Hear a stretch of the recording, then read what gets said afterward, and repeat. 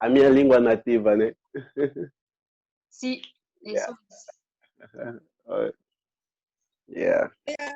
Aurélie, comment tu fais pour enregistrer? Moi, je... Bah, il n'y a que moi qui peux enregistrer. Ah, Maline. Il n'y a que toi qui peux nous envoyer combien, t'as vu, hein? Là, je suis en train d'enregistrer, là. Ouais, j'ai vu ça. Tu m'enverras le live alors. Voilà, c'est ça. Dis-moi, Élise, t'es dans quel coin toi? France. Quel coin de la France? Longuillon. C'est quoi? C'est l'Est? Ouais, nord-est. D'accord. Pas loin de Strasbourg alors, c'est ça? Ouais, à peu près. Alors, j'ai des amis qui restent là-bas sur Strasbourg, enfin en Alsace, quoi. Ah, d'accord.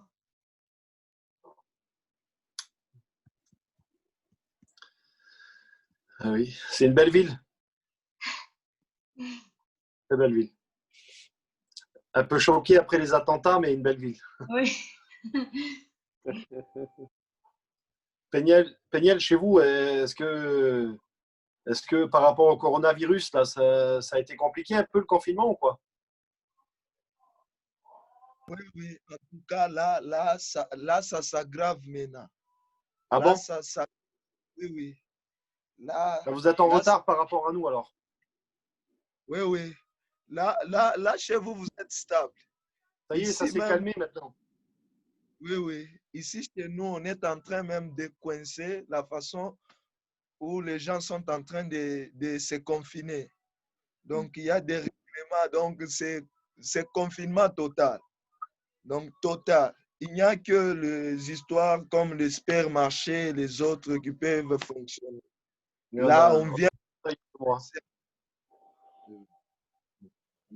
de coincer parce que déjà dans la ville où on est, on a suspecté quelques cas comme ça.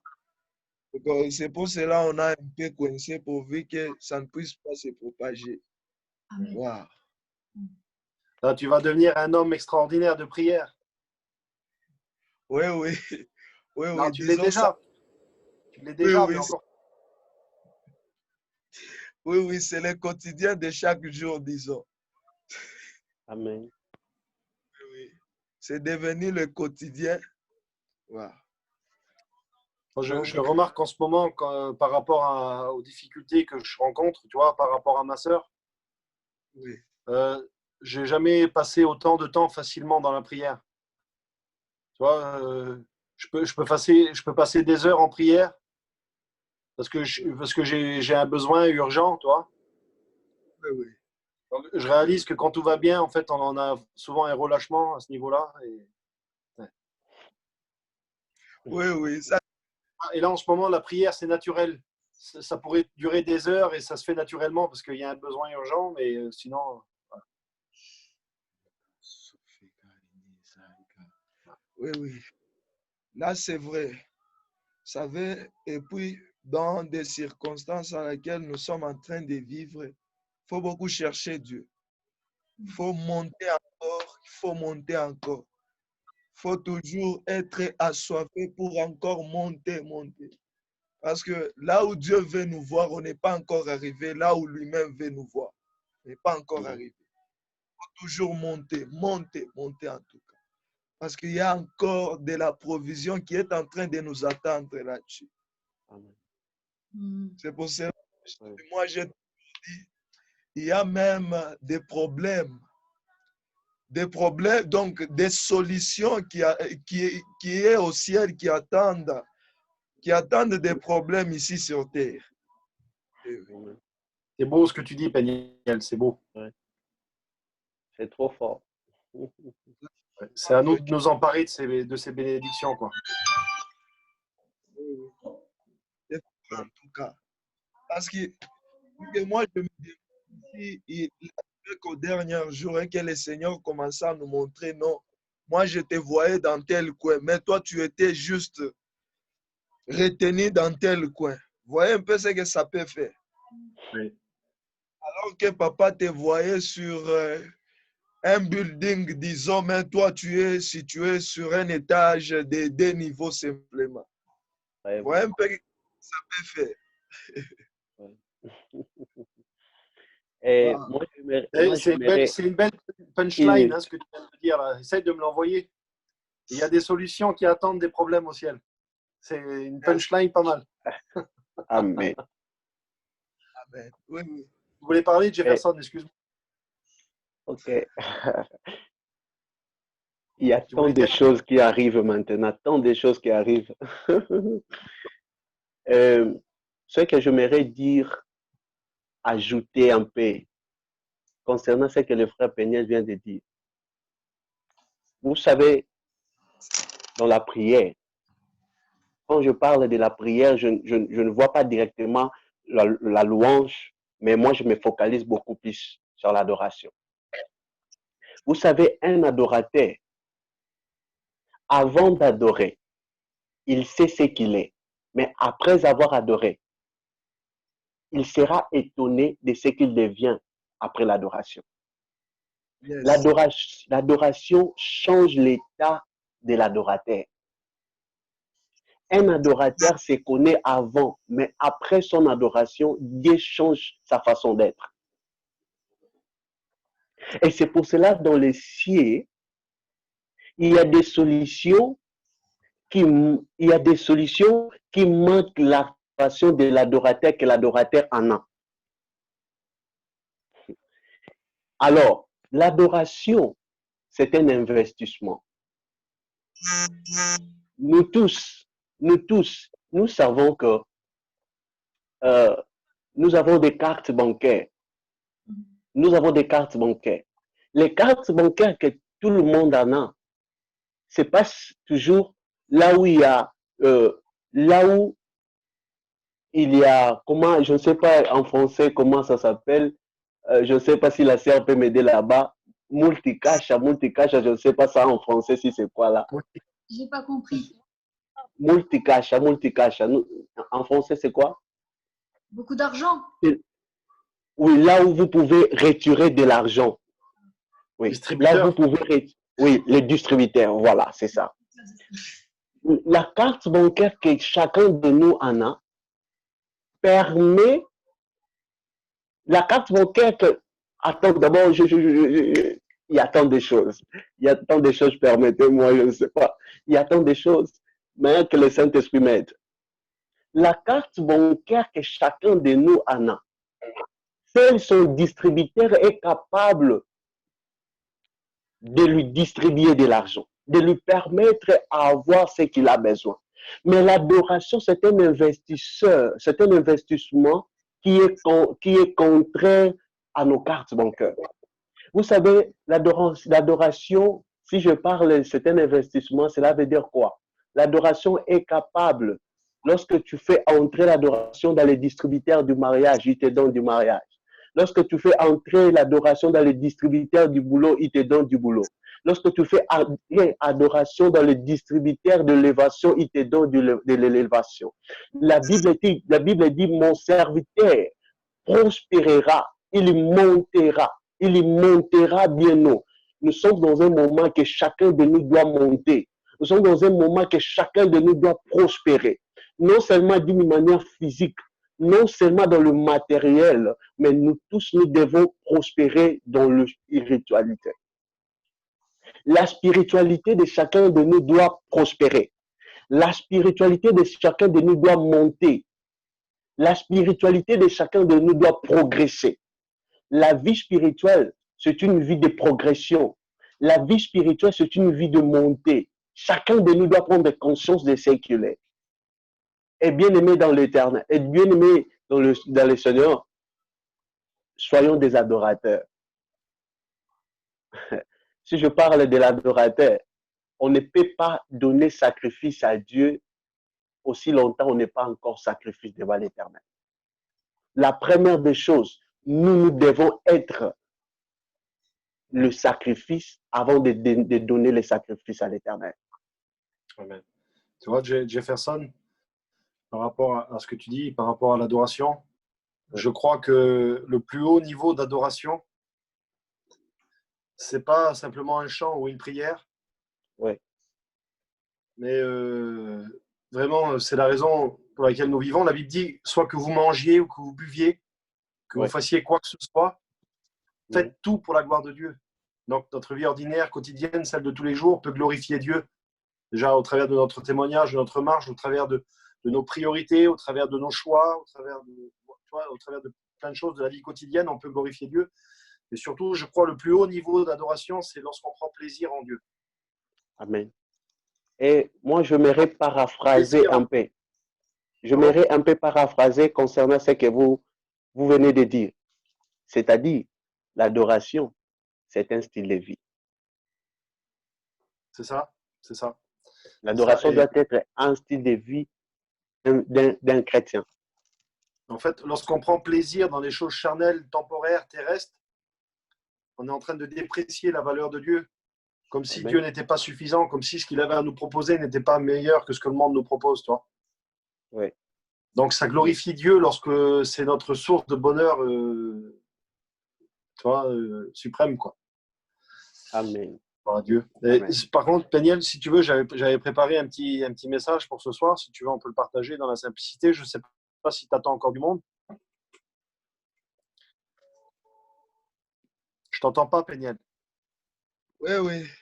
Là Oui. déjà, nous voulons déjà recommander ce moment entre les mains de Dieu pourvu que on puisse vous laisser déjà la parole. C'est vous qui Amen. allez, donc, c'est vous qui allez être les chauffeurs par excellence, par guide du Saint-Esprit ce soir. Donc, soyez à l'aise, soyez à l'aise.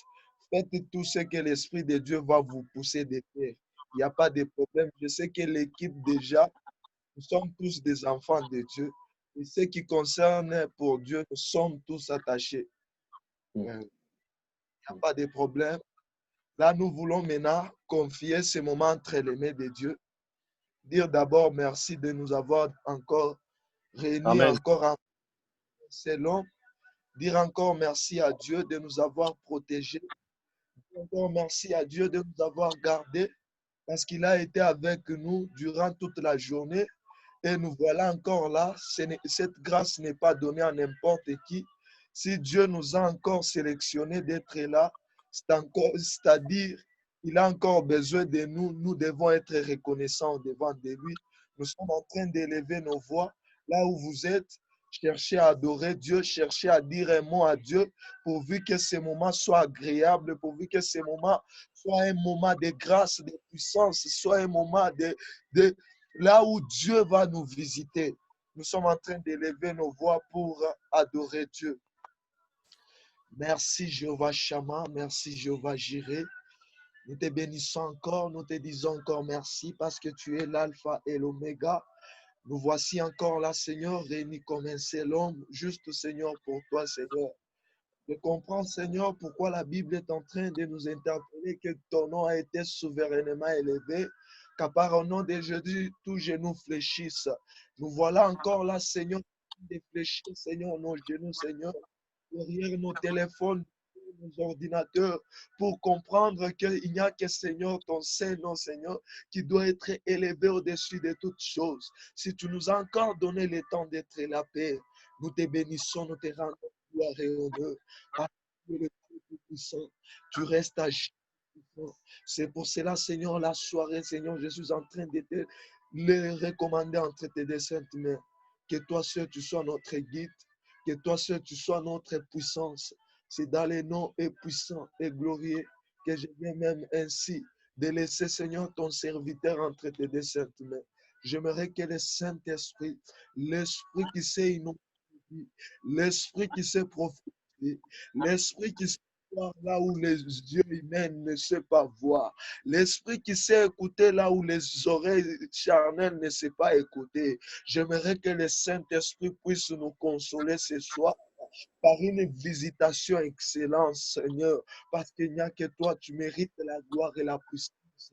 Nous te bénissons, nous te rendons gloire par de c'est dans le nom et puissant et glorieux de Jésus que nous venons ainsi de prier. Amen. Et nous laissons la parole déjà à Papa Abraham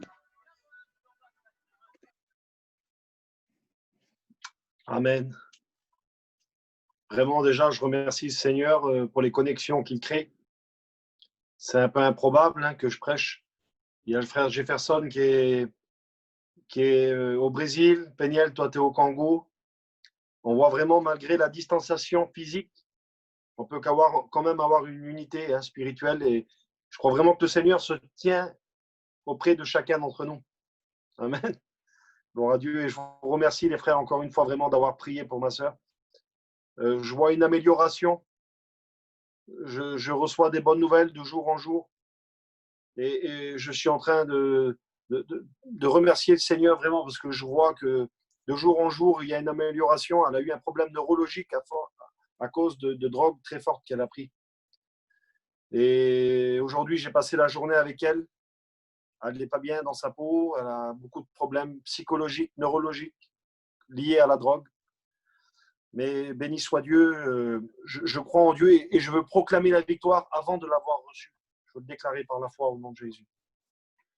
Que Dieu soit béni. Je vous remercie de prier, de continuer à prier. Je vais lire un texte pour vous. Dans la première épître de Pierre, si vous avez la parole de Dieu, on est ensemble. En 1 Pierre. Première épître de Pierre, au chapitre 2, à partir du verset 18. Vous me dites, lorsque vous avez trouvé, faites-moi signe.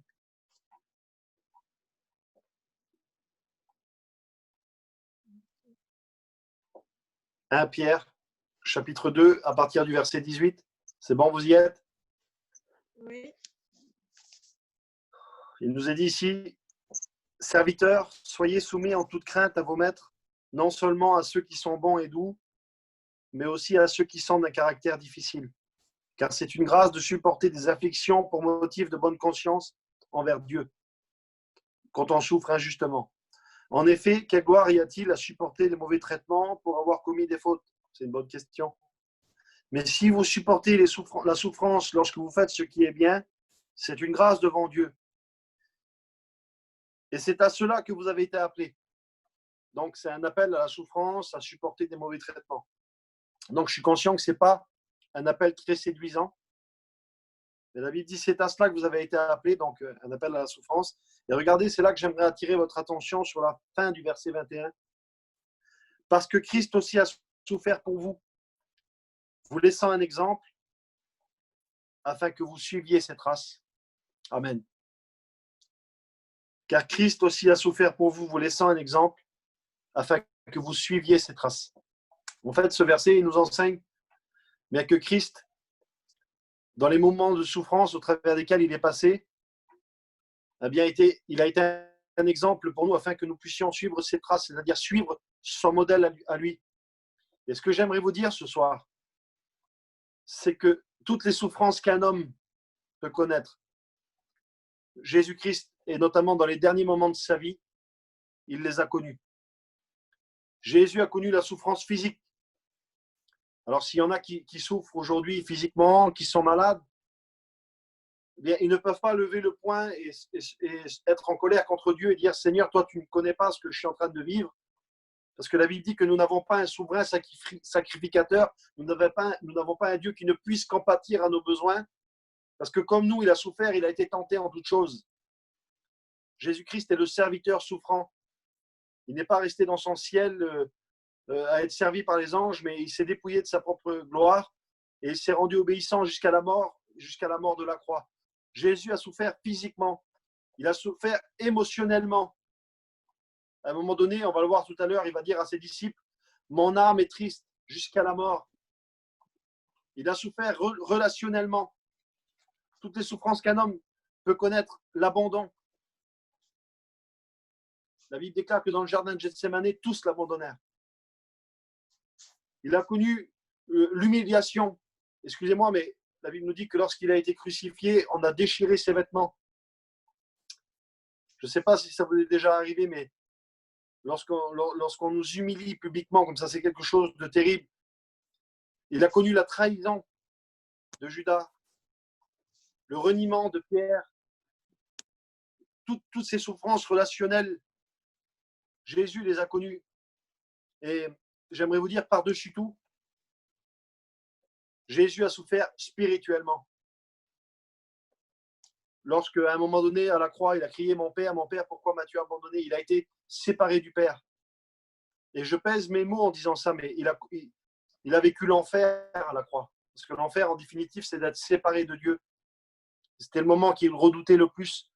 Lorsqu'il a pris notre péché, la Bible déclare qu'il a porté nos péchés dans son corps. Il a été fait péché pour nous. Et à ce moment-là, il a été séparé. Il a souffert même spirituellement. Et certains commentateurs vont dire qu'il se sentait abandonné. Lorsqu'il a dit mon Père, pourquoi m'as-tu abandonné? Jésus se sentait abandonné. Mais lorsque vous lisez le psaume que Jésus est en train de reprendre ici à la croix, il n'est pas question d'un homme qui se sentait abandonné, mais de quelqu'un qui réellement était abandonné. Jésus a connu toutes ces souffrances-là. Et j'aime l'évangile parce que ce n'est pas l'image d'un Dieu lointain qui est au-dessus de ce qui nous touche à nous, au-dessus de nos circonstances à nous. Il y a quelques mois de cela, j'étais avec ma femme, on était dans un centre commercial et je me suis arrêté un instant sur une statue de Bouddha. Et je ne sais pas si vous avez déjà remarqué, vous pourrez vérifier sur Google, vous pourrez voir, c'est le Bouddha rieur.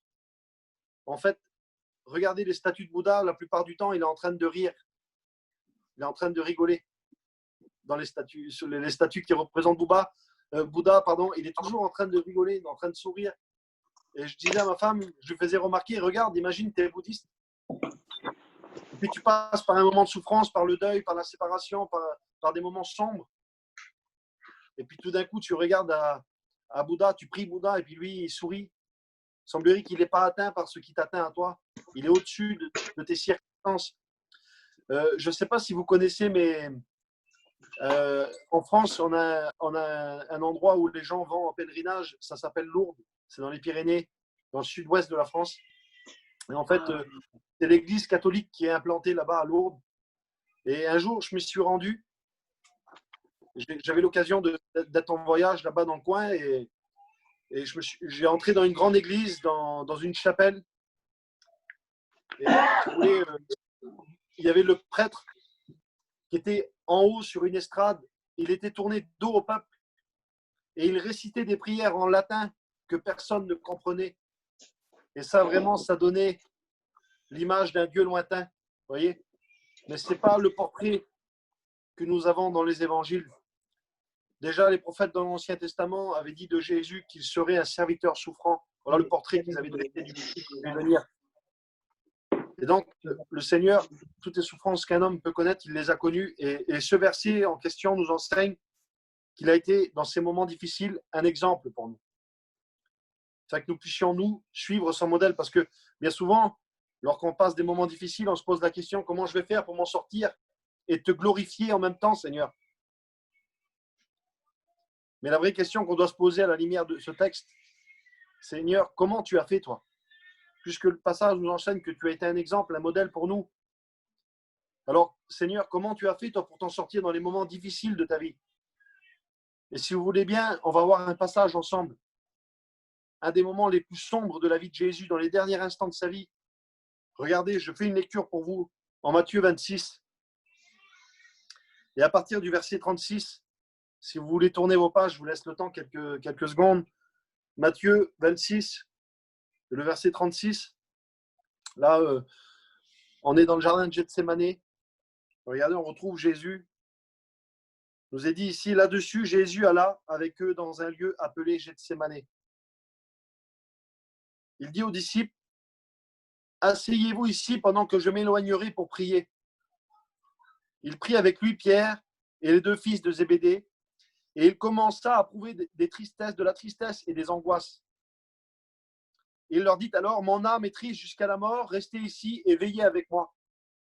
Puis, ayant fait quelques pas en avant, il se jeta sur sa face et pria ainsi, mon Père, s'il est possible que cette coupe s'éloigne de moi, toutefois, non pas ce que je veux, non pas ma volonté, mais la tienne, Seigneur, ce que tu veux. Amen. En fait, il y a trois choses que Jésus nous enseigne ici, parce que le verset qu'on a lu tout à l'heure nous dit qu'il a été un modèle pour nous. Et en fait, les trois choses que le Seigneur nous montre ici, l'exemple qu'il nous laisse, c'est la première chose qu'il a fait, c'est qu'il s'est approché de ses frères, de ses amis. Il a eu besoin d'eux à ce moment-là. Deuxièmement, il a été sincère, il a été vrai avec eux, il leur a ouvert son cœur.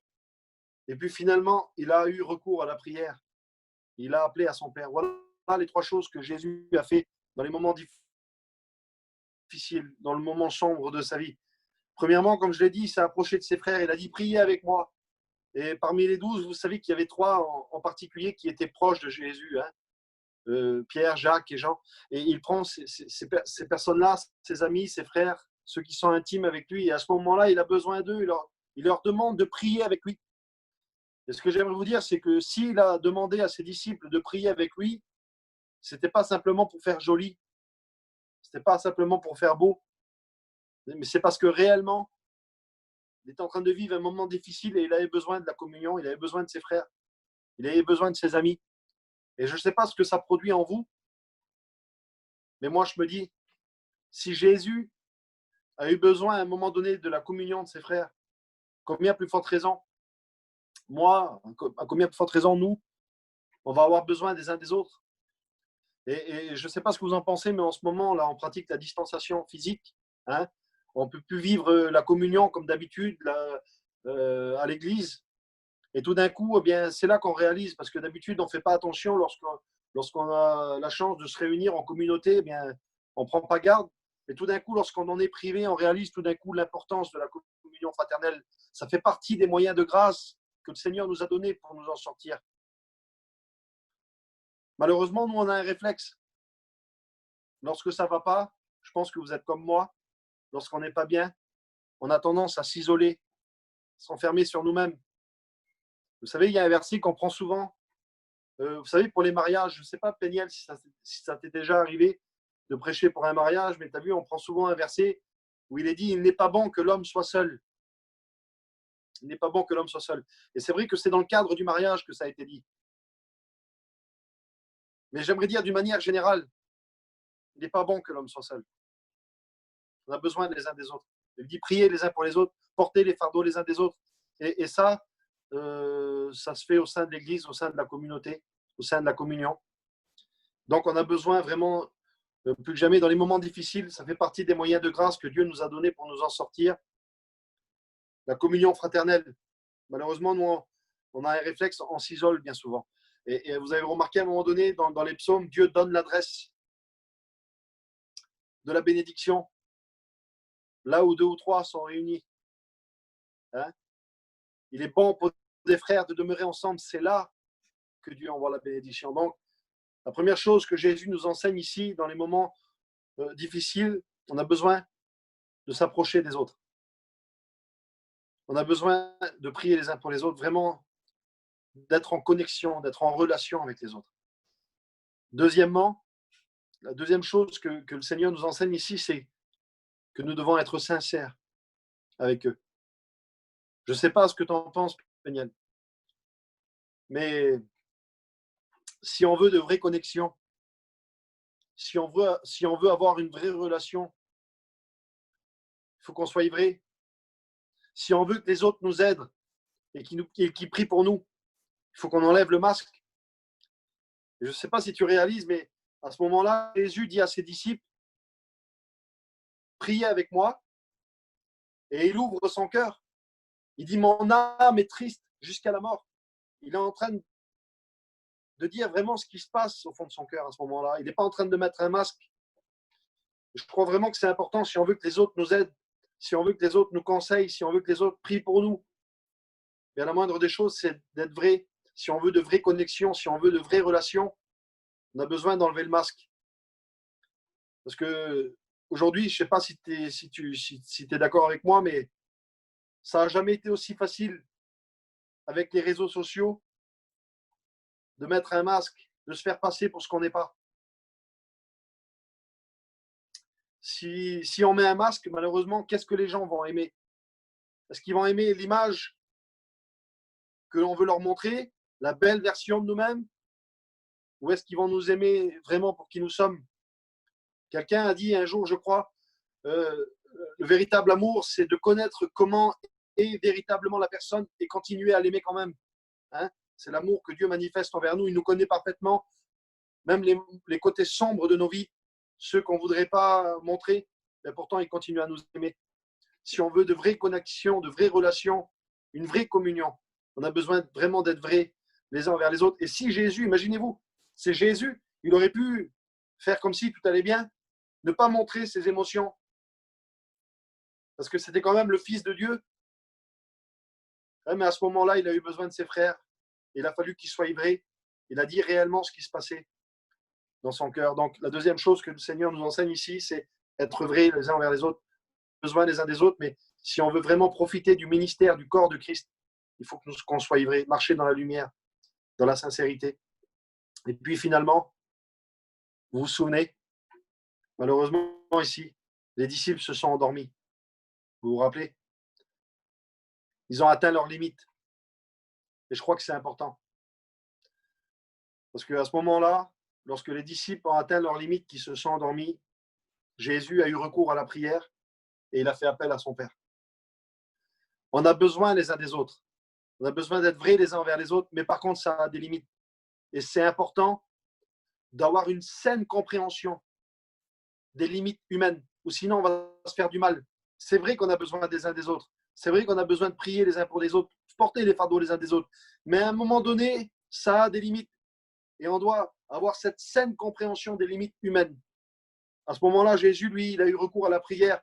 Et remarquez que Jésus ne leur reproche même pas. Il va simplement leur dire, vous n'avez pas pu veiller 1 heure avec moi? Et il rajoute, l'esprit est bien disposé, mais la chair est faible. En voulant dire, vous aviez de bons sentiments, vous avez de bonnes intentions, mais vous êtes limité. Et c'est important de le comprendre parce que sinon on va se faire du mal.